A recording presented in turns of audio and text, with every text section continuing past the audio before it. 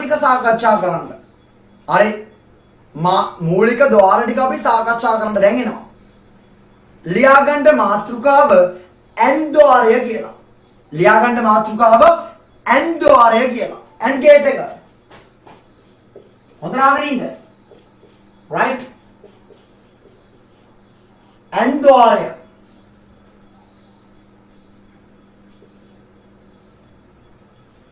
පුතේ ලියමු චුට්ටක්. ඉස්සරහ ලියන්න n ద్వාරය ගැන n ගේට් එක ගැන චුට්ටක් ලියන්න. n ద్వාරයේදී n ద్వාරෙහි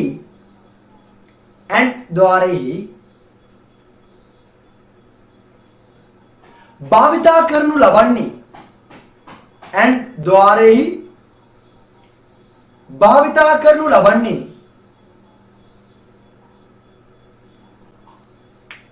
බූලියානු ගුණනය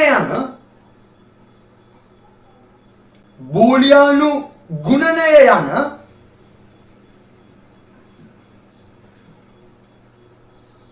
බූලිය කර්මයයි. and ద్వාරෙහි භාවිතා කරනු ලබන්නේ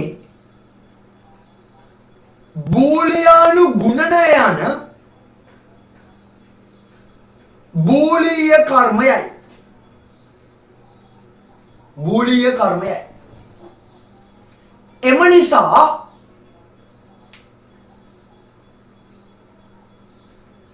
ප්‍රකාශනයක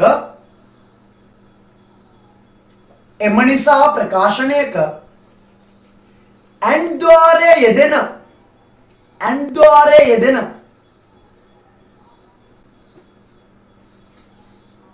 ඕනෑම අවස්ථාවක n ద్వාරයේ යෙදෙන ඕනෑම අවස්ථාවක තිත වරහන් ඩොට් එකක් තියාගන්න. තිත භාවිතා කළ හැකිය. n ద్వාරයේ යෙදෙන ඕනෑම අවස්ථාවක තිත භාවිතා කළ හැකිය. තිත භාවිතා කළ හැකිය. හරි. පුතේ ඔයගොල්ලෝ ඉගෙන ගන්න n ගේට් එක ගැන. හරි. දැන් මම n ගේට් එක ඇඳලා කරලා ඔක්කොම කරලා පෙන්නන්නම්. n ගේට් එක ගැන ඉගෙන ගන්න. මම n ගේට් එක ගැන ඉගෙන ගද්දි මුලින්ම කියනවා මොකද්ද? n ගේට් එකේදී භාවිතා කරන්නේ බූලියානු ගුණනය කියන බූලියානු කර්මයලු. n ගේට් එකේදී භාවිතා කරන්නේ සම්පූර්ණයෙන්ම බූලියානු ගුණනය කියන බූලිය කර්මයලු. එහෙනම් ಗುಣ වෙනවා. ಗುಣ වෙනවා නම් මොකද්ද තියන්නේ? බූලිය ගුණනය නම් මොකද්ද තියන්නේ සංකේතේ? ඩොට් එක. එහෙනම් n එක අවශ්‍ය ඕනම තැනක ඔයාට ඩොට් එක තියන්න පුළුවන් කියලා කිව්වා. මොකද්ද කිව්වේ? පරිපතයකදී n ద్వාරයේ යෙදෙන ඕනෑම තැනකදී තිත භාවිතා කරන්න කියලා කිව්වා. තිත භාවිතා කරන්න කියලා කිව්වා. හරි පුතේ. ඒක හරි එහෙනම් ඔයාලා බලා ගන්න මම අඳිනවා n ගේට් එක. n ගේට් එකට සංකේතයක් තියෙනවා. n ద్వාරයට සංකේතයක් තියෙනවා. හරි. ඔයගොල්ලෝ මතක ඇති O level කාලේදී විද්‍යාවට පොඩි පරිමත කැලියෙන්ද? ඒ පරිමතවලදී පරිමතවල එක එක උපාංග නිරූපණය කරන්න සංකේත තිබ්බා. පරිමතන දිද්දි සංකේත තිබ්බා. බල්බ් එකට එක සංකේතයක්. එතකොට බල්බ් එකෙන් දෙකක්, බැටරියට එකක්. ඔය වගේ ස්විච් එකට එක සංකේතයක්. ඔය වගේ කුඩා සංකේත තිබ්බා පරිමත ඇඳීමේදී. එහෙනම් මේ තර්කන පරිමත අපි දැන් අඳින්නේ. අපි දැන් අඳින්නේ ලොජිකල් සර්කිට් නේ. තර්කන පරිමතනේ. පුතේ තර්කන පරිමත අදිද්දි සංකේත තියෙනවා. එහෙනම් තාර්කික ద్వාර වලට සංකේත තියෙනවා. දැන් අපි ඉගෙන ගන්න තාර්කික ద్వාර වලට සංකේත තියෙනවා. හරි බලා ගන්නකො n ద్వාර සංකේතේ. n ద్వාරයට දාන සංකේතේ බලා ගන්නකො. පුතේ මම කිව්වා ద్వාරයක් අඳිද්දි මොනවද තියෙන්නේ? ගේට් එකක් අඳිද්දි ගේට් එකේ ඉන්පුට් තියනවා කියලා. මේ පිටිපස්සෙන් ගහලා තියෙන්නේ මොනවද? ඉන්පුට්. පිටිපස්සේ මේ ජැක් කරලා තියෙන ඉන්පුට්. මේ තියෙන්නේ ගේට් එක. පුතේ මේ එළියට ඇවිල්ලා තියෙන මොකද්ද? අවුට්පුට් එක. ඇතුළට ගැහුවට පස්සේ එළියට එනවා. කී පාරක් ගැහුවොත් එළියට එන එක පාරයි. හරි. සාමාන්‍යයෙන් අපි n ගේට් එකට ආදාන දෙකක් හෝ දෙකකට වැඩියෙන් දෙනවා. මතක තියාගන්න AND gate එකට අපි ආදාන මේ තියෙන input නේ මා දින්නම් මේ තියෙන input ආදාන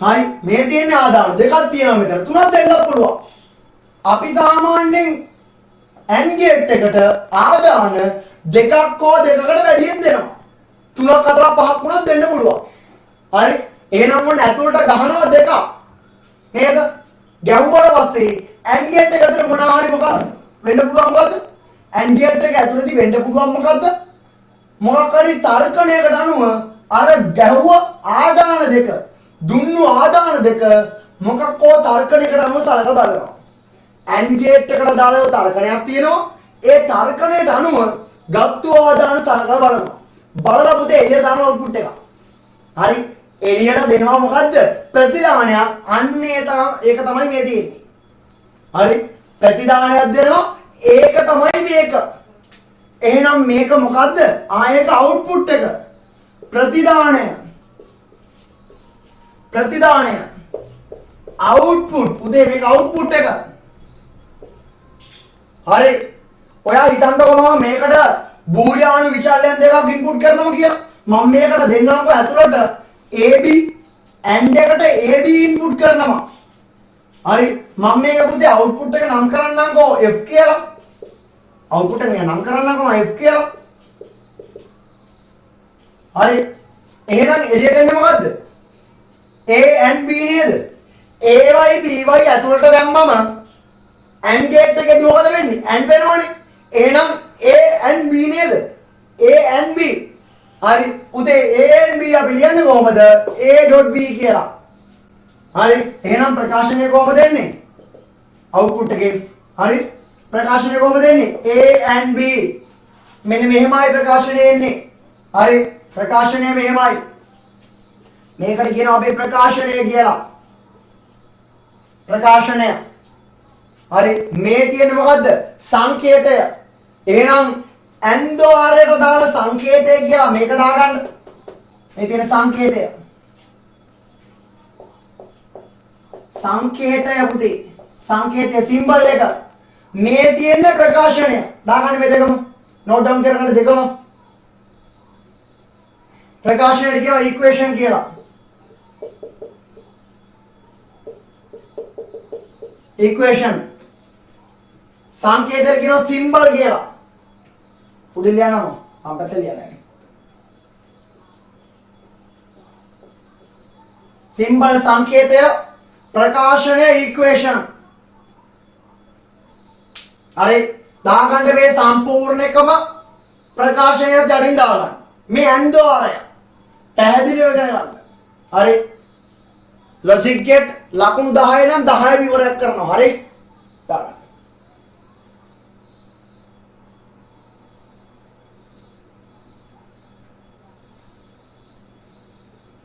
හරි පුතේ ලියාගන්න ඔක යටින් ඉහත දැක්වෙන AND ආරයට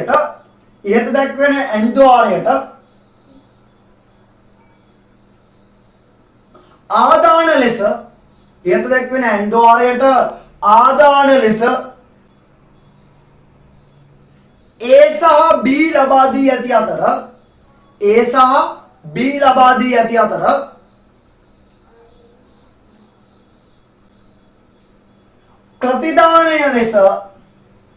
ප්‍රතිදානය ලෙස F ලබාගෙන ඇත ප්‍රතිදානය ලෙස F ලබාගෙන ඇත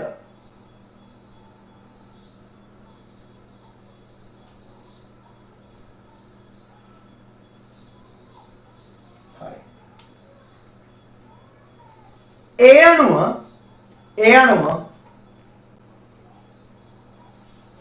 AND ආරයට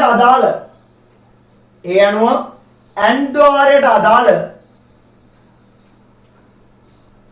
විද්‍යුත් පරිපථය සහ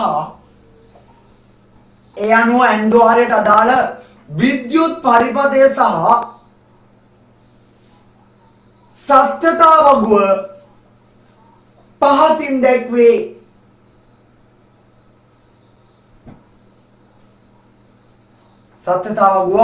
දැක්වේ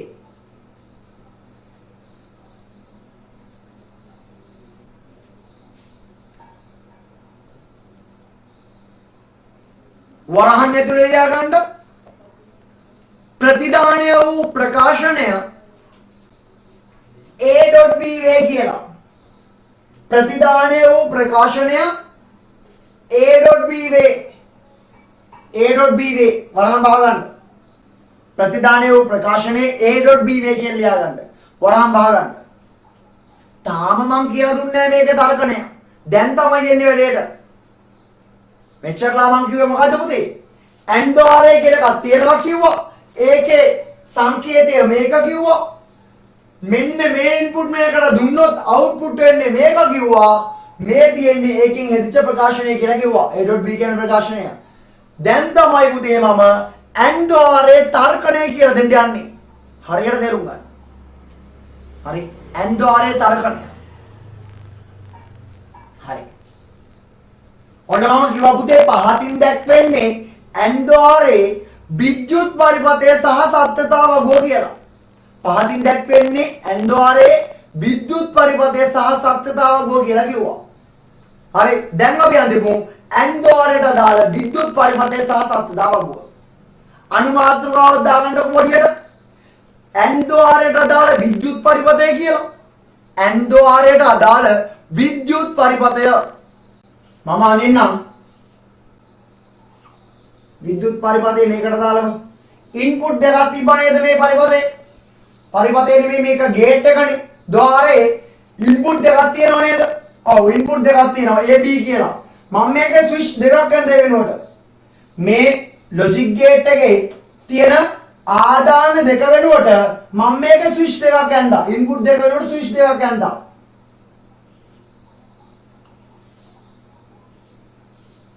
බල්බ් එකක් ගන්නවා. ඔයගොල්ලෝ මේ සිද්ධාන්ත පන්ති ඉගෙන ගන්නදී මේවා ඉගෙනගෙන නැද්ද? මට ඒක ප්‍රශ්නයක් නෑ. හරි මම කිව්වා සිද්ධාන්තත් ඒක උගන්වන්නේ කියලා. අහගෙන ඉන්න. රයිට්? මම හොඳට කියලා දෙනවා මේක. හරි. පුතේ මම මේ ආදාන වෙනකොට තමයි ස්විච් දෙක ගත්තේ. මේ තියෙන්නේ A මේ තියෙන්නේ B කියලා ගමුකෝ. ආදාන ස්විච් දෙක. හරි. මම කිව්වනේ මේවා බූලියන් වගයන් කියලා. හරි. එහෙනම් මේ ස්විච් එකකට තියෙන්න පුළුවන් අවස්ථා දෙකයි නේද? එක්ක පුතේ ස්විච් එක ඔන් වෙලා තියෙන්න පුළුවන්. නැත්නම් ස්විච් එක ඕෆ් වෙලා තියෙන්න පුළුවන්. හරි. මේ A ඔන් වෙලා තියෙන්න පුළුවන්. A ස්විච් එක ඔන් වෙලා තියෙන්න පුළුවන්. නැත්නම් ඕෆ් වෙලා තියෙන්න පුළුවන් අවස්ථා දෙකයි තියෙන්නේ. B ස්විච් එකත් පුතේ ඔන් වෙලා තියෙන්න පුළුවන් ඕෆ් වෙලා තියෙන්න පුළුවන් අවස්ථා දෙකයි තියෙන්නේ. මේ තියෙන්නේ බල්බ් එක. බල්බ් එක තමයි ප්‍රතිදානය F. පුතේ බල්බ් එකත් ඔන් වෙලා තියෙන්න පුළුවන් ඕෆ් වෙලා තියෙන්න පුළුවන්. ආකාර දෙකයි ඔන් වෙලා තියෙන්න පුළුවන් ඕෆ් වෙලා තියෙන්න පුළුවන්. alright. ඔන්න බලන්නකො කතාව. මේකේ ඉන්පුට් අනුවනේ මේකේ අවුට්පුට් එක එන්නේ. තාර්කික ద్వාරයේදී ලොජික් ගේට් එකේදී දීලා තියෙන ඉන්පුට් අනුවනේ අවුට්පුට් එක තීරණය වෙන්නේ. පුතේ ඒ වගේමයි මේ පරිපථේ. දීලා තියෙන ඉන්පුට් එක අනුව තමයි අවුට්පුට් එක තීරණය වෙන්නේ. ඒ කියන්නේ මොකක්ද? පුතේ දීලා තියෙන ඉන්පුට් ස්විච් නේ. මෙන්න මේ ස්විච් දෙක තියෙන ආකාරය අනුව තමයි බල්බ් එක පත් වෙනවද නැද්ද කියලා තීරණය වෙන්නේ. හරි. මේ ස්විච් දෙක ඔන් ඔෆ් කරලා තියෙන ආකාරය අනුව තමයි මේ තියෙන බල්බ් එක ඔන් වෙනවද ඔෆ් වෙනවද කියන එක තීරණය වෙන්නේ. හරි. එහෙනම් මේ ඇදලා තියෙන්නේ මේකට සමානම එකක්. මේ ඇදලා තියෙන්නේ මේකට සමානම එකක්. පැහැදිලිද? එහෙනම් බලන්න මම මේකට දාලව සත්‍යතාවක් අදිනවා. එක බිඳුවෙන් නෙමෙයි ඔන්න ඔෆ් වලින්. මෙන්න මේ පරිපථයට අදාළව සත්‍යතාවක් අදිනවා මම එක බිඳුවෙන් නෙමෙයි පුතේ ඔන්න ඔෆ් වලින්. හරි. සත්‍යතාවක් අදින්නේ මොකටද කියලා මම පස්සේ කියලා දෙන්නම්. දැන් බලන්න සත්‍යතාව අදෝ වගුව අදින හැටි කියලා දෙනවා. සත්‍යතාව වගුවට අපි දානවා පරිපථයක තියෙන ආදාන සහ ප්‍රතිදාන. ආදාන. පුතේ ආදාන වලට තියෙන මොනවද? A B A සහ B ආදාන වලට තියෙනවා. පුතේ ප්‍රතිදානයේ මොකක්ද තියෙන්නේ? F තියෙනවා. හරි. එහෙනම් මම මෙහෙම ගහ ගන්නවා චූටි chart එක. මේක සත්‍යතාව වගුවලුනේ නේද? මේක සත්‍යතාව වගුව කියලා කියුණා මම chart එකක් ගහ ගන්නවා පොඩි. ඔන්න. සත්‍යතාව වගුවට අපි ඉංග්‍රීසියෙන් කියනවා truth table කියලා. truth table. හරි මම ඉස්සරහට කියලා දෙන්න සත්‍යතාව වගුව මොකටද කියලා. සත්‍යතාවක අපිට සත්‍යාපනය කරගන්න. මම ඉස්සරහට කියලා දෙනවා. සත්‍යාපනය කරන හැටි. රයිට් බලන්න. පුතේ ආදාන දෙක ලිව්වා A B ප්‍රතිදාන F කියලා ලිව්වා. හරි. පුතේ මෙන්න මේ පරිපථය තියෙනවනේ. මේ පරිපථයේ ආදාන දෙක පවතින පුළුවන් අවස්ථා මොනවාද? ආදාන දෙක පවතින පුළුවන් අවස්ථා මොනවාද? ස්විච් දෙකක් තියෙනවා. එක අවස්ථාවකදී තියෙන්න පුළුවන් A ස්විච් එක ඕෆ් වෙලා B ස්විච් එකත් ඕෆ් වෙලා. ඕෆ් අවස්ථාව. උදේ A ස්විච් එකත් ඕෆ් වෙලා B ස්විච් එකත් ඕෆ් වෙලා තිබ්බොත් එහෙම මේකත් ඕෆ් මේකත් ඕෆ්. කරන්ට් එක මෙහෙන් එනවා රූම් ගාව මෙතනින් ගලනවද? පුතේ කරන්ට් එකක් පැන යන්න පුළුවන්ද? බෑ. කරන්ට් එකට පැන යන්න බෑ. එහෙනම් මෙතනින් යන කරන්ට් එක ගලනවද? කරන්ට් එක පාස් වෙනවද? නෑ පුතේ. එහෙනම් A ස්විච් එකත් ඕෆ් B ස්විච් එකත් ඕෆ් අවස්ථාවේදී බල්බ් එකට මොකද වෙන්නේ? බල්බ් එක ඕෆ්. බල්බ් එක හරහා මේ පරිපථයේ ධාරාව ගලන්නේ. හරි? ඉලෙක්ට්‍රෝන ගමන් කරන්නේ නෑ. එහෙනම් මොකද වෙන්නේ? බල්බ් එක ඕෆ්. ඒත් ඕෆ් බීත් ඕෆ් නම් බල්බ් එක මොකද වෙන්නේ? ඕෆ්. බල්බ් එක ඕෆ්. ඉතින් තව අවස්ථාවක් තියෙනවා මේ ස්විච් දෙකේ A ස්විච් එක ඕෆ් B on. එහෙම තියෙන්න පුළුවන්. A off B on. හරි A ස්විච් එක ඕෆ් වෙලා B on වෙලා. B on වෙලා කරන්ට් එක එනවා රූම් ගාලා මෙතනින් යාර ගලනවද? A off නම් මෙතනින් යාර ගලනවද? නෑනේ. B on උනාට වැඩක් නෑ. මෙතනින් A off එහෙනම් කරන්ට් එක පාස් වෙන්නේ නෑනේ. නේද? පරිපථය සම්බුත නෑ. එහෙනම් ධාරාව ගලන්නේ නෑ. ඒ අවස්ථාවේ පුතේ බල්බ් එක මොකද වෙන්නේ? අනේ බල්බ් එක ඕෆ්. බල්බ් එක ඕෆ්. පුතේ තව අවස්ථාවක් ගන්නම් මම. A ස්විච් එක ඔන් වෙනවා B off. A on B off. තියෙන්න පුළුවන් වෙනස් අවස්ථාවක්. මේ දෙක නම් වෙනස් අවස්ථාවක්. A on B off. පුතේ A ස්විච් එක ඔන් වෙලා අන්න එනවා ධාරාව මෙතනින් ගලනවා. B off ගලනවද? නෑ. හරි මෙච්චර ඔන්න මම සරලවම කියලා දෙන්නේ. B off නම් බඩු ගලන්නේ නෑ. හරි B off කියන්නේ ගලන්නේ නෑ. එහෙනම් බල්බ් එක off. උදේ තව අවස්ථාවක තියෙන්න පුළුවන් Aත් on වෙලා Bත් on වෙලා. අන්න Aත් on වෙලා Bත් on වෙලා තියෙනවා නම් කරන්ට් එක යනවා රූම් ගාලා මෙතනුත් ගලනවා බල්බ් එක හරහා කරන්ට් එක යනවා. එහෙනම් මොකද වෙන්නේ? මෙතනදී බල්බ් එක පත්තු වෙනවා. Aත් on Bත් on අවස්ථාවේදී බල්බ් එක on පුතේ. බල්බ් එක on. ස්විච් දෙකක් තියෙන්න පුළුවන් අවස්ථා හතරයි. ස්විච් දෙකකට තියෙන්න පුළුවන් අවස්ථා හතරයි. මම ඒ කියලා දෙන්නම් ඉදිරියට. හරි අවස්ථා හතරකට තියෙන්න බෑ. ගණන් කරලා බලන්න හදලා බලන්න. මේ තියෙන්න පුළුවන් උපරිම අවස්ථා මම මේක සඳහන් කරා. මම ඉස්සරහට කියලා දෙන්න. තව කොටස් දෙකක් ඇති කියලා දෙන්න. ඔක්කොම එක කෝඩේ කියලා දුන්නොත් අච්චාරුනේ. ඒ කියන්නේ මම කොටස් දෙකක් ඉදිරියට කියලා දෙන්නම්. හරි ස්විච් දෙකකට තියෙන්න පුළුවන් උපරිම අවස්ථා හතර මම ලිව්වා. ඒ අවස්ථා හතරේදී බල්බ් එකේ on off බව බල්බ් එකේ PD මත ලිව්වා. ඔන්න ඔය සත්‍යතාව වගුවා. හරි මේ පරිපථයට අදාළ මේ විද්‍යුත් පරිපථයට අදාළ සත්‍යතාව වගුව තමයි මේක. හරි ඉගෙන ගන්න තියෙනවායි දන්නවා. හරි පැහැදිලිද දෙනා? හරි පුතේ මේක අදගන්න විද්‍යුත් පරිපථය ඒකට අදාළ සත්‍යතාව වගුව කියන්නේ මේක අදගන්න. විද්‍යුත් පරිපථයට ලියවන්නේ ඔයගොල්ලෝ ඇන්දෝආරයට අදාළ විද්‍යුත් පරිපථය කියලා. මේක අදගන්න අදගෙන යටින් ලියන්න විද්‍යුත් පරිපථයට අදාළ සත්‍යතාව වගුව කියලා. මේක විද්‍යුත් පරිපථයට අදාළ සත්‍යතාව වගුව කියලා අනුමාතුකාවක් දාලා මේක කියනවා. ඊට පස්සේ තව සත්‍යතාව වගුවක් තියෙනවා. මේ දෙකම දාගන්න. චුටි වෙලාවක් දෙන්න. ඉක්මනට කරගන්න. හරි පුතේ. ඔයගොල්ලෝ ඇන්දේ හරි විද්‍යුත් පරිපථය ඇන්දා ඒකට අදාළ සත්‍යතාව වගුව ඇන්දා. ඒකට අදාළ සත්‍යතාව වගුව ඇන්දා. රයිට්. ඔන්න ඔයගොල්ලෝ දැන් අඳින්න හදන්නේ කෙලින්ම ඇන්දෝආරයට දාලා සත්‍යතාව වගුව. ඇන්දෝආරයට දාලා සත්‍යතාව වගුව තමයි අඳින්න හදන්නේ. right බලන්නකො මම right මම කොහොමද තියන්නේ?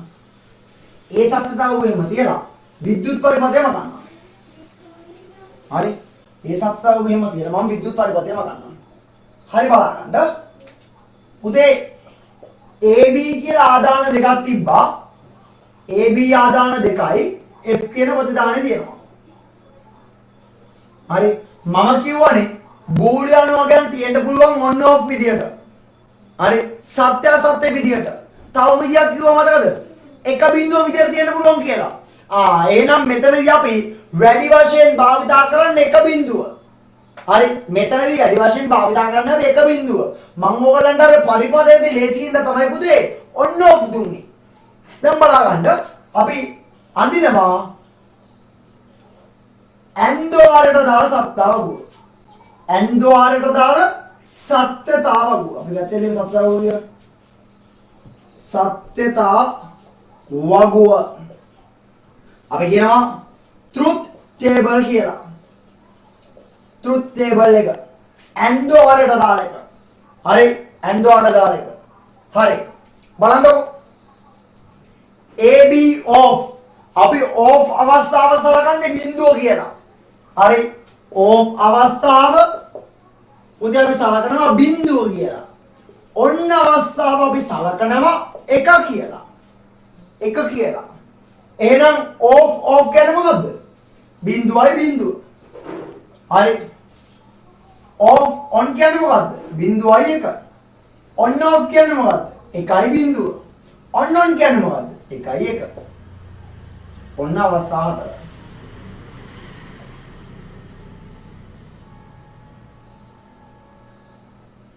හරි right. off නම් බිඳුවයි බිඳුව නම් output එක මොකද්ද පුතේ? බිඳුවම තමයි. බිඳුවයි එක නම් output එක මොකද්ද? බිඳුවම තමයි. එකයි බිඳුව නම් output එක මොකද්ද? බිඳුවම තමයි. බලන්න off. එකයි එක නම් output එක මොකද්ද? එකයි එක නම් output එක මොකද්ද? එක. ඕක තමයි පුතේ. මෙන්න මේක තමයි ඇන්දෝරයට දාලා සත්‍යතාවගුව. ඇන්දෝරයට දාලා සත්‍යතාවගුව මේක. බලාගන්නකො චූටි දෙයක් කියලා දෙන්න. මේක චූටි දෙයක් වුණාට මේක තමයි මේතරදී වැදගත්ම දේ. මොකද්ද? පුතේ ඇන්දෝරේ තර්කය ලොජික් එක. ඔන්න අහගන්න. ඔන්න බලන්න. බිඳුවයි බිඳුව තිබ්බත් බිඳුව නේද? බිඳුවයි එක තිබ්බත් බිඳුව නේද? එකයි බිඳුව තිබ්බත් බිඳුව නේද? මේ අවස්ථා තුනේදී බිඳුව. එකයි එක තිබ්බත් විතරයි output එක උනේ. ආදාන එකයි එක තිබ්බත් විතරයි output එක උනේ. එහෙනම් අපිට මෙන්න මේක කියන්න පුළුවන්. ඇන්දෝරේදී එක් ආදානයක් හෝ බිඳුව වූ විට ඇන්දෝරේදී එක් ආදානයක් හෝ බිඳුව වූ විට ප්‍රතිදානය මොකද වෙන්නේ? බිඳුව වේ. ඇන්දෝරේදී එක් ආදානයක් හෝ බිඳුව වූ විට ප්‍රතිදානය බිඳුව වේ. ප්‍රතිදානය බිඳුව වේ. right බලන්න දෙයක් නෙමෙයි වෙන්නේ කියලා. මෙතනදී පුතේ එක් ආදානයක් හරි බිඳුවයි. එහෙනම් ප්‍රතිදානය බිඳුව. මෙතනදී එක් ආදානයක් බිඳුවයි. එහෙනම් ප්‍රතිදානය බිඳුව. මෙතනදී එක් ආදානයක් බිඳුවයි. එහෙනම් ප්‍රතිදානය බිඳුව. මෙතනදී එක ආදානයක්වත් බිඳුව වෙලා නැහැ. එහෙනම් ප්‍රතිදානය එකයි. එහෙනම් ප්‍රතිදානය එකයි. හරි? right. මේ සත්‍යතාවගෝ දාගෙන ඉවර වෙලා අපි ලියමු ඇන්දෝරේ තර්කය. ඇන්දෝරේ තර්කය ලියමු. right. මේ සත්‍යතාවගෝ දාගන්නකො. ඇන්දෝරේට දාලා සත්‍යතාවගෝ. අඩුවාතුකාවක් දාගන්න ඇන්දෝරේට දාලා සත්‍යතාවගෝ. සත්‍යතාවගෝ හරි. ලියන්න පුතේ කොටු කරන්න පුළුවන් වෙන්න. රතු පෑනේ තරුවක් දාලා ලියන්න කොටු කරන්න පුළුවන් වෙන්න. වැදගත්ම දේ. රතු පෑනේ තරුවක් දාලා ලියන්න කොටු කරන්න පුළුවන් වෙන්න වැදගත්ම දේ.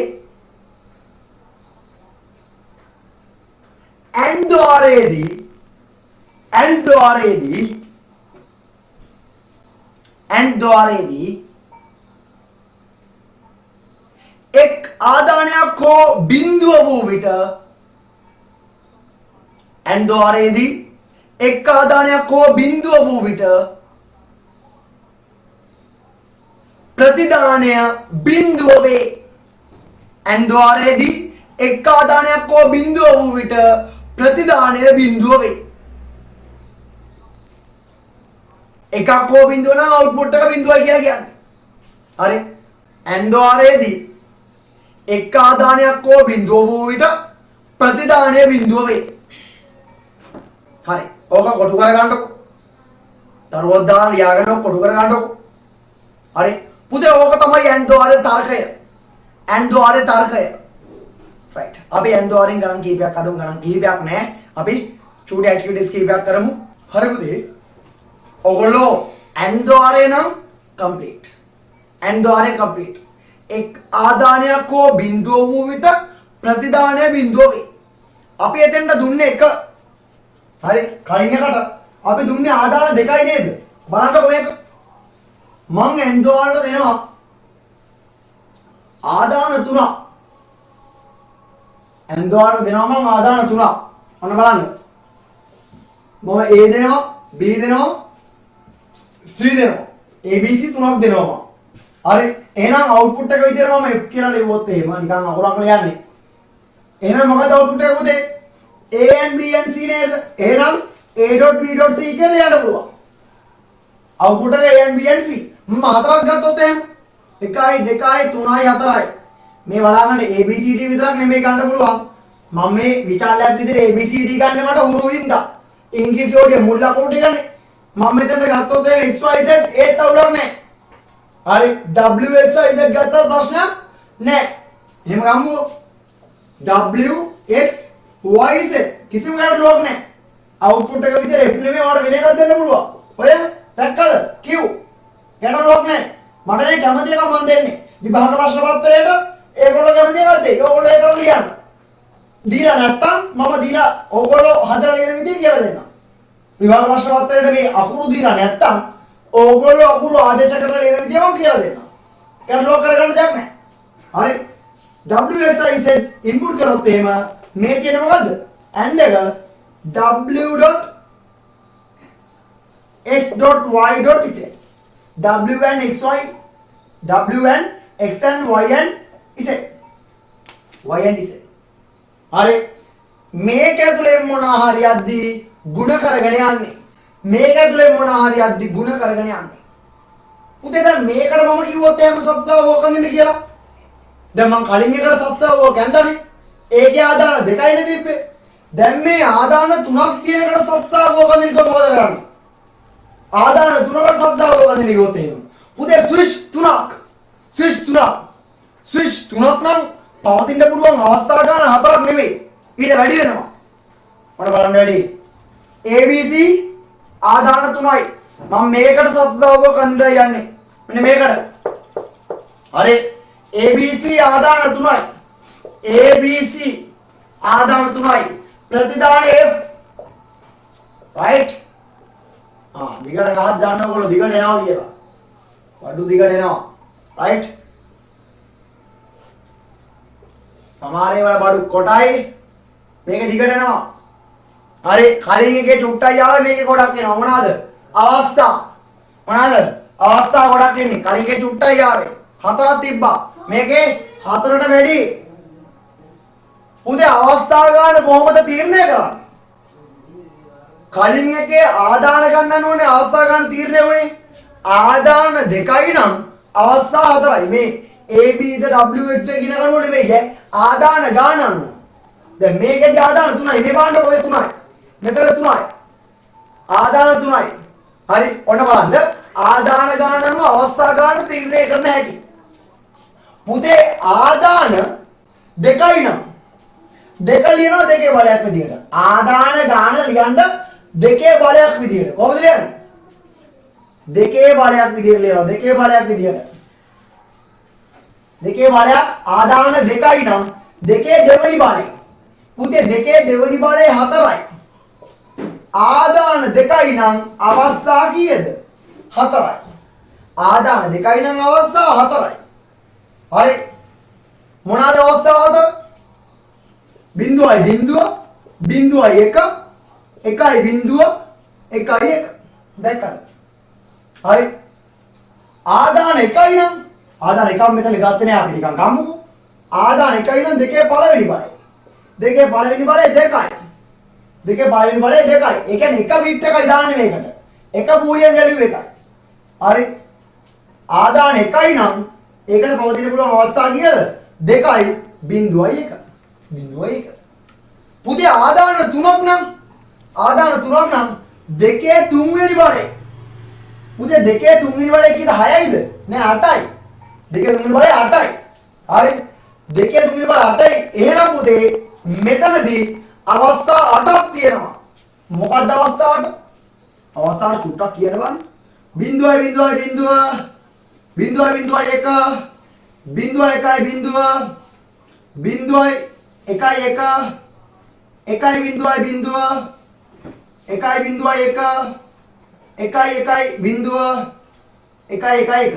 දරුවන්ට පේන්නේ නැද්ද දන්නේ පල්ලෙහාට එක. හරි. පල්ලෙහාට එක පේන්නේ නැද්ද දන්නේ. හරි. රයිට්. මම පොඩක් පැත්තට ලියන්නම්කෝ. දෙකේ තුන්වෙනි බලයේ 8යි. දෙකේ තුන්වෙනි බලයේ 8යි. රයිට්. පොඩක් මම මේ ලියන්නම්. පේන්නේ නැහැලුනේ. හරි.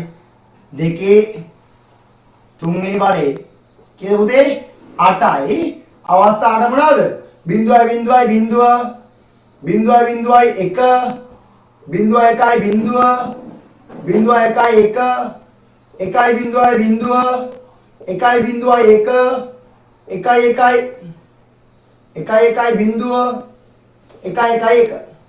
මෙන්න අවස්ථාව.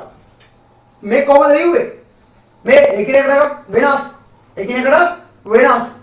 පුතේ මේ කොහොමද ලියුවා? හරි. දන්න කට්ටිය දන්නවා. හරි බලන්න. හරි. මේ අවස්ථාවට කොහොමද ලියුවේ? සර් නම් පාඩම් කරලා ලියලා. අපි කොහොමද ලියන්නේ? බලන්න. හරි. මෙතනදී මේ පැටර්න් එක බලන්නකො. අවස්ථා 4ක් තියෙනකොට 0.2 විදියට ලියන්න පුළුවන්. 0.2 ඒකට මුලින් එකට ඊළඟ එකට 0.1 මේ 0.2 අවස්ථා 8ක් ඇද්දි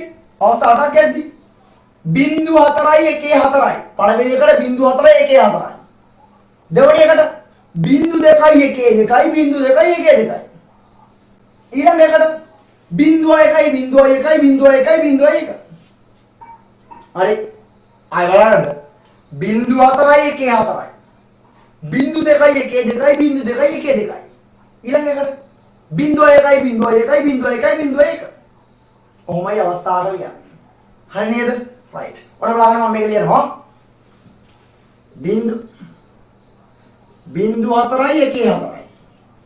0.4 B එකට මොකද කියන්නේ? 0.2 ඒක හැම වෙලේම එහෙමයි. ඊළඟ එකට 0.1 ඕක කොහොමද තමයි? රයිට්. මේක වෙනස් වෙනවද? ඕක වෙනස් වෙන්නේ නැහැ. හරි. ඕක වෙනස් වෙන්නේ නැහැ. ඔකන්න බය නැතුව අවස්ථා තුනක් ආවොත් ඔය විදිහට දාන්න පුළුවන්. මම මේ ලේසි ක්‍රමයක් කියලා දුන්නේ.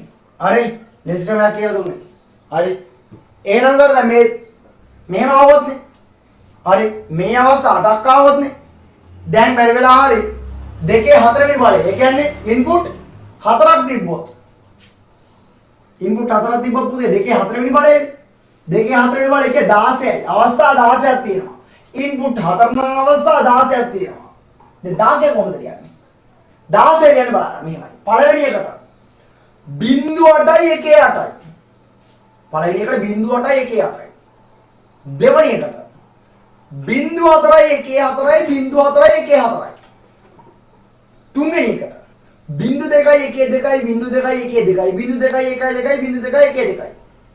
අවසාන එකට 0.1 විදිහට දානවා. ආයෙ පාරක් කියනවා අවස්ථා 16ක් ආවොත් 0.8 ඊට පස්සේ එකට 0.4 ඊට පස්සේ එකට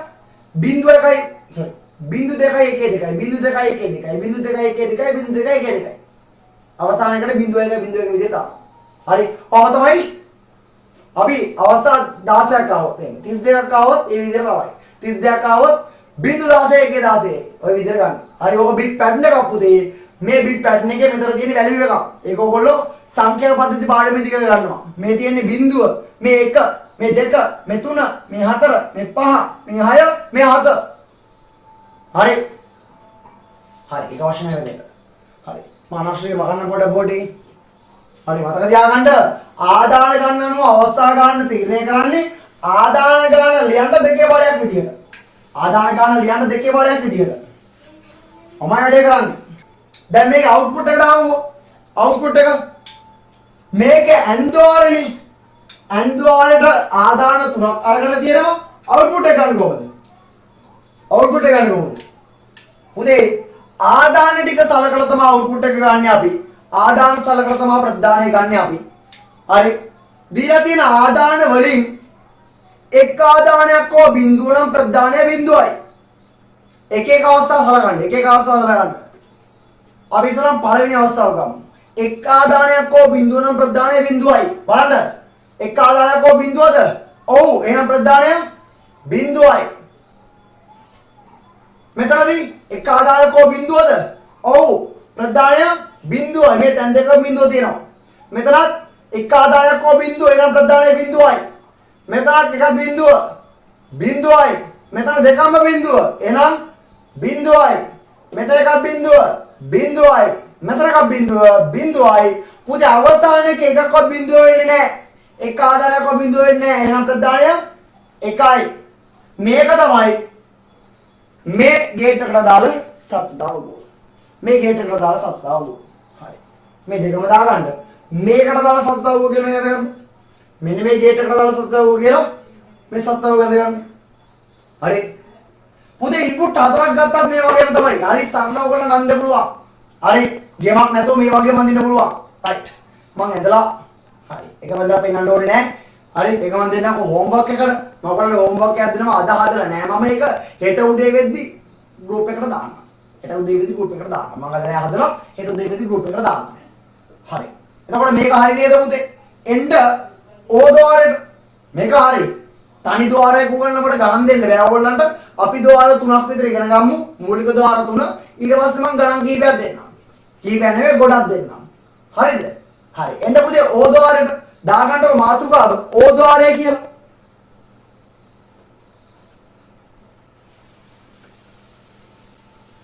ඕ ద్వාරය.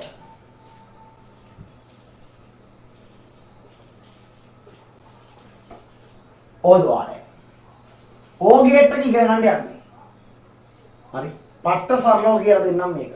මගේ වචනෙන් මම එහෙමනේ කියන්නේ. පට්ට සරලව ඕ ద్వාරයත් කියලා දෙන්නම්. ලියන්න උදේ. ඉන්ට්‍රෝ ලියන්න. හැඳින්වීම ලියන්න ඕ ద్వාරයේ. ඕ ద్వාරයේදී භාවිතා කරනු ලබන්නේ ඕ ద్వාරයේදී භාවිතා කරනු ලබන්නේ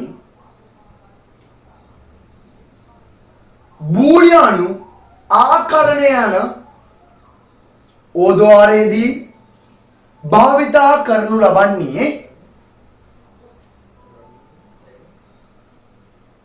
බූලියානු ආකලනය යන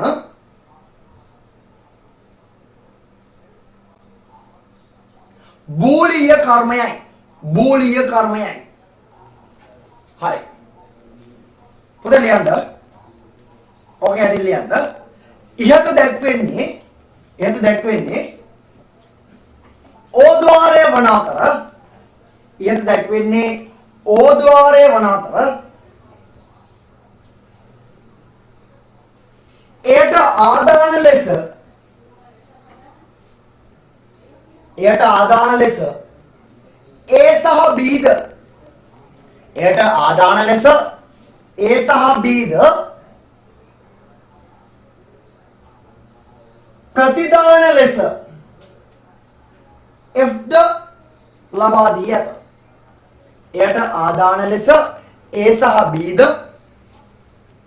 ප්‍රතිදාන ලෙස F ද ලබා දී ඇත.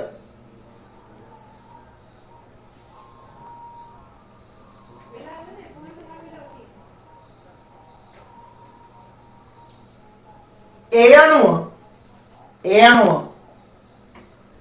ඕ ద్వාරයට අදාළ විද්‍යුත් පරිපථය හා ඒ අනුව ඕ